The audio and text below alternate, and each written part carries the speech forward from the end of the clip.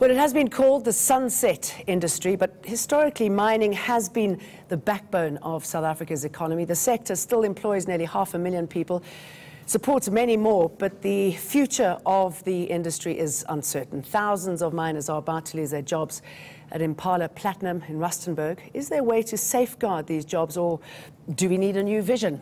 With me to answer these questions is AMCU's Head of Organisational Development, Christopher van Rensburg, NUMSA's acting spokesperson, Patrick Craven, and the DA's Shadow Minister of Mineral Resources, James Lorimer. Good to have you all with us. James Lorimer, is that what we're looking at here, sunset industry? It need not be. I think it is at the moment. I'm very much afraid that it's going to get a lot worse because the Implats layoffs are just the first. One of the other big platinum companies, Lonmin, has also announced that in order to survive, it's also going to lay off thousands of workers. And a lot of the reason for this is the way that the government legislation is structured. And we've all heard of the mining charter. There's also a new version of the government's main mining law, which is staggering through Parliament and has been for 5 years. Both of those things are going to make mining even less viable and put more jobs at risk. And what do you think, Mr. Craven? I mean, is this an industry that's starting to shut its doors, never to open them again? Well, it mustn't shut its doors because we need the wealth which is there.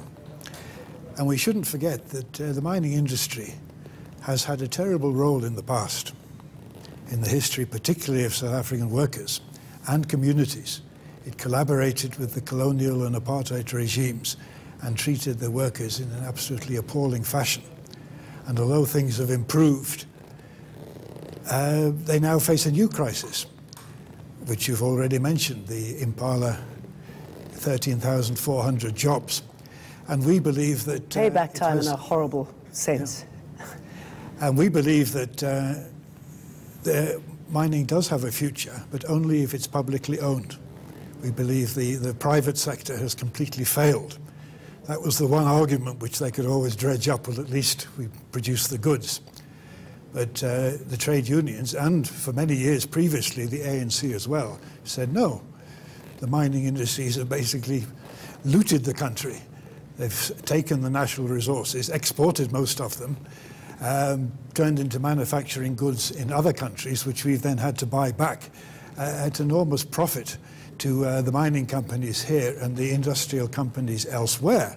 Okay, that's why you can't separate the mining crisis with the industrial crisis. Okay, Mr. van Rensburg, you are nodding in agreement there. I mean, several issues, nationalisation touched upon there. Yes. How workers have been treated in the past. Hasn't changed that much, has it? It hasn't changed enough to our mind, and I must agree with Pat. I think we sit with a national resource. We all know that South Africa is blessed with all these minerals that we have, and in some way we need to make our people benefit from it, and the masses of people. Currently, and in the past, we would know it was highly lucrative to a few small individuals who made a lot of money, and that led to exploitation, and that's why we sit where we sit. Currently, we are on record as saying, as AMCU, that these retrenchments, we are very skeptical about them because they are business decisions, inherently. Business decisions with no social mandate, no social objective. The decision is merely based on profit. And how do you balance the two? How do you balance business decisions and societal needs? Well, the one way to balance it, and that's where I disagree with our colleague from the DA, is that you need more regulation. You need more state intervention. You need the state to play a stronger role to ensure that the socio-economic objectives of the country is also met, not only the profit needs of the capitalists. But firstly, you've got to trust in the state, don't you? And it hasn't been doing a pretty good job until now. I mean, there are growing calls for nationalisation, for the state to step in. Do you think this is something that should be considered? Absolutely not. It would be disastrous. State ownership of mining does not have a good record anywhere in the world. And if you look at the performance of our state in diverse areas, from the housing department to motor vehicle licensing to state hospitals to state schools, the state has showed that it can't run things. And even in mining, there are 2 state-owned mining companies at the moment. So you neither wonder of what's which going to shoots the change light that out. dramatically that's going to make it. I don't see it. I mean, Right. here we have Impala Platinum cutting jobs because it says it's going down 2 billion rand a year. Now, does the state really think that it can run it so much better that it won't lose that money? And if it doesn't lose that money, who's going to pay for it? The state, of course, which means our money, the people's money, which means money that should be going to hospitals or schools or social grants, is going to have to be spent propping up a mine. So this equation just doesn't work for me. It doesn't make sense. Okay, so what's the solution then? Because clearly we need the mines. The mines, when run successfully, benefit a lot of people. It seems just a few at the top are benefiting at the moment. So Yes, I think we should go back to the Freedom Charter, which clearly saw the mineral wealth of the country, as they put it, that should belong to the people as a whole. They didn't mention the word nationalisation, but implicit in that was the idea of public ownership. And that was a very popular demand, even in those years. And if I could just give you a little quote from 1956. In demanding the nationalisation of the banks, the gold mines and the land, the Freedom Charter strikes a fatal blow at the financial and gold mining monopolies and farming interest that have for centuries plundered the country and condemned its people to servitude. But such a step is absolutely imperative and necessary because the realisation of the Charter is inconceivable, in fact impossible, unless and until these monopolies are first smashed up and the national wealth of the country turned over to the people. okay, when that was first announced, it knocked Mandela. 51 billion off the value of listed mines. I'm talking about the charter that's been sort of resuscitated now. So, I mean, okay, I get the words from Mandela, but how do you, again, make it a feasible and a strong industry and looking after the workmen too?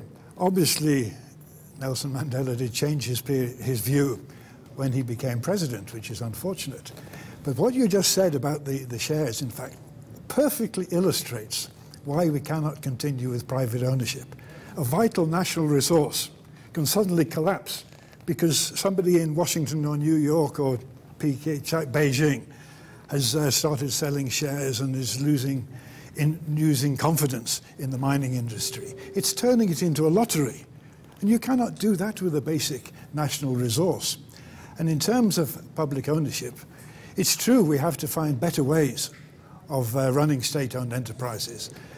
First of all, they have to be democratically run by the workers, the communities, and the people as a whole. Okay. But also they have to stop, as Eskom and others have done, acting as if they were privately owned.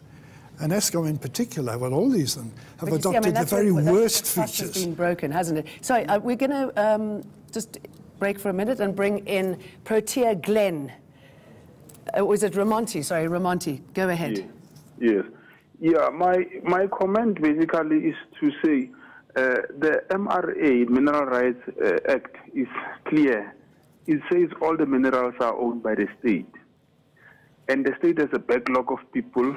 We need resources, we need money, we need the state to take care of its own people. But how come the state gives its own resources to a private company, which in turn takes all the profits to overseas or listed companies, especially if you talk about Lonmin. Lonmin takes all the profits outside, and Lonmin is not even registered in the Johannesburg Stock Exchange. So in a way, it doesn't make sense. We need to change that business model in a way, because it's not working for us in a way. Okay, thanks, Thank you very Ramonti. much. Van Rensburg? Do you want to tackle it? Yes, no, I fully agree with Ramonti, and I want to follow up on what Mr. Lorimer said, that, you know, if you want to develop, if we are a developmental state, we must look at employment. So employment must be our primary objective, not profit, not business, employment. And the moment you have employment, and you have maximum and optimum employment, you'll have more taxes. So the public service will improve, the social cohesion in the country will improve, and things generally will improve. Okay, I mean, the impact obviously has been staggering, and there's more to come. People are worried about their jobs, looking after their families, and residents in Luca, a small mining town on the doorstep of Impala Platinum, are concerned about their futures. The community is saying that it puts them in a difficult position. Let's listen to that.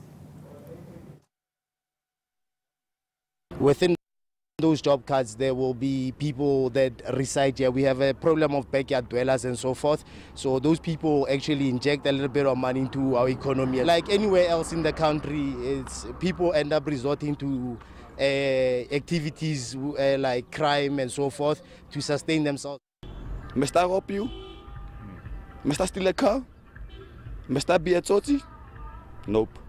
I must work. That's the reality. People want jobs. People want jobs. And I'm afraid that, jobs don't just materialize out of nowhere.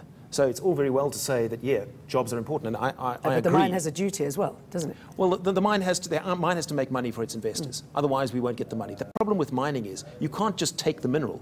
You need money to make that money. The question is, where's that money going to come from?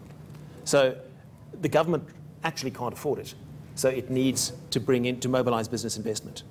But then the business needs to be able to make a profit. We're going to take a little break. Our panel continues after this. You're watching Tonight with Jane Dutton.